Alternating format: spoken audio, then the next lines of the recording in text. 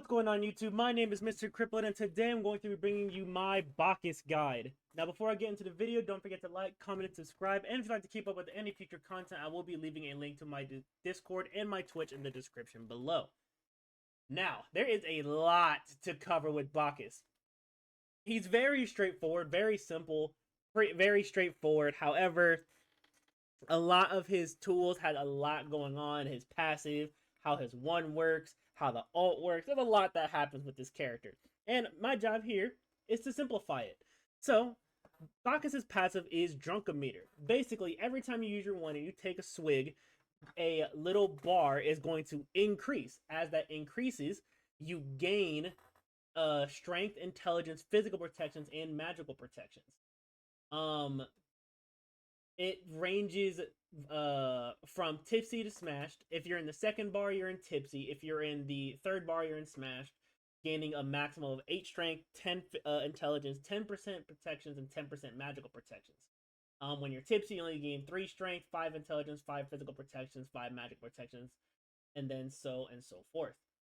And the meter will slowly deplete if you don't take a swig from your one over time. I know it's a lot to take in, but basically, take swigs, spam your one, get tipped, get smashed, do damage, be tanky.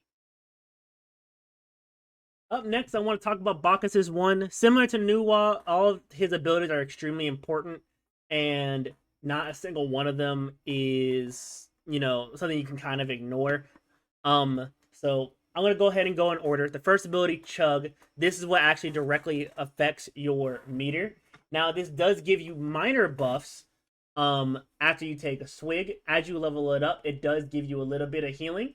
After you take a swig, you basically get a Polynomicon proc that's affected by your protections rather than your intelligence. And then after taking a swig, you gain a buff to your strength and your intelligence for a maximum of about 6 seconds.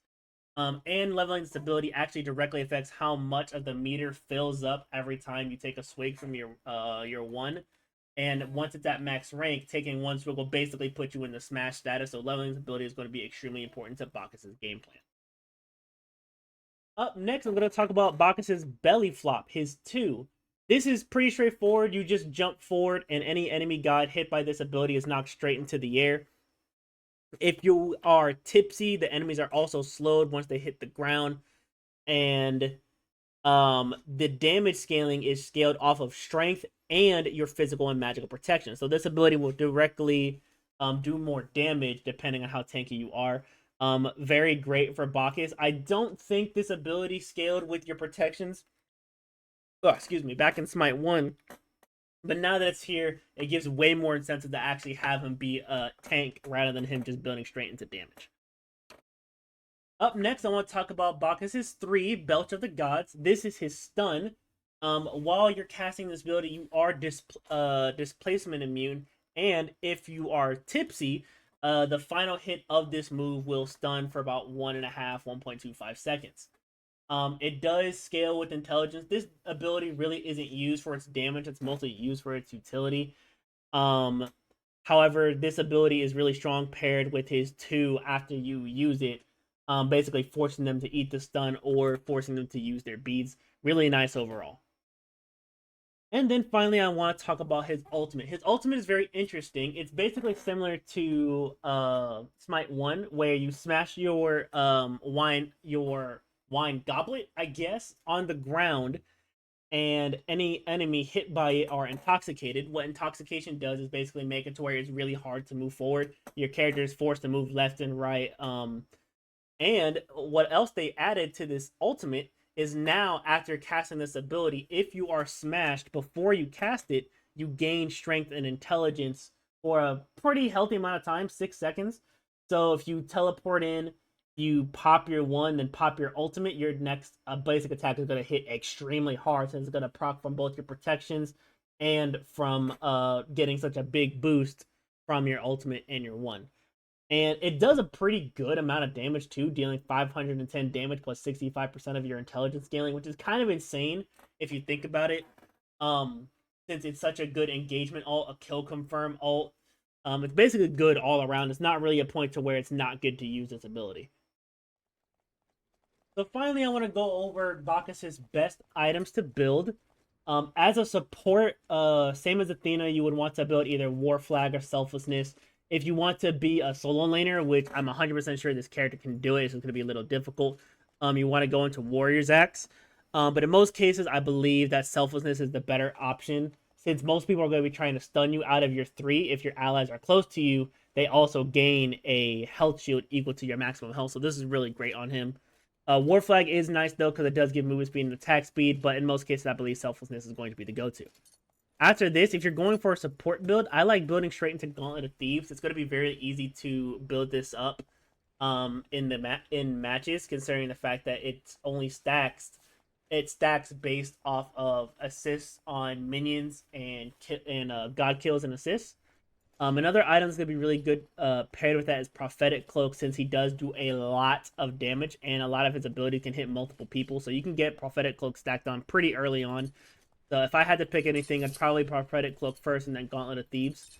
And then these 2 items giving you more protection will actually directly affect your 1, making your autos hit that much harder. After that, you're definitely going to need some cooldowns. I highly recommend building into Breastplate of Valor. This item is dang near a go-to on all tanks, since you'll be able to live long enough to be able to make full use of this passive. Plus, it gives 20 cooldown rate base, and your ability cooldowns are reduced by 1 whenever you lose a certain amount of health. So this card is going to be absolutely amazing. After this, you can go Glorious Predwin. You can go Genji's Guard.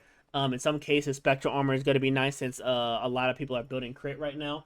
Pharaoh's Curse will be also nice after hitting somebody with the 2, instantly popping Pharaoh's Curse, making it extremely difficult to get away from you.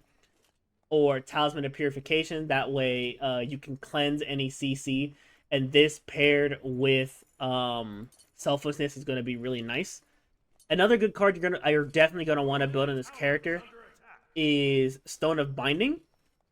This item will make the physical protections and magical protections of the god hit by your CC go down by 15 for 4 seconds, which is kind of insane, since this god has 2 different forms, well, 3 technically different forms of CC.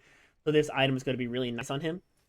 If you're trying to play him out of the solo lane, Shelter Shield is going to be nice as well, paired with your 1, since you'll just gain power while over a certain threshold of your health, and then you'll get more protections when you go beneath a certain threshold of health, but it will directly affect your 1 and your 2. And then Void Stone is also nice, because it will innately get rid of any magic protections that they may have. So overall, those are going to be your go-to cards. And that's going to be all for this Bacchus guide. I hope this helps you get drunk with the rest of your team. Again, if you have any other questions or have a guide request, feel free to leave a comment in the comment section below. I appreciate y'all's time, and y'all take care.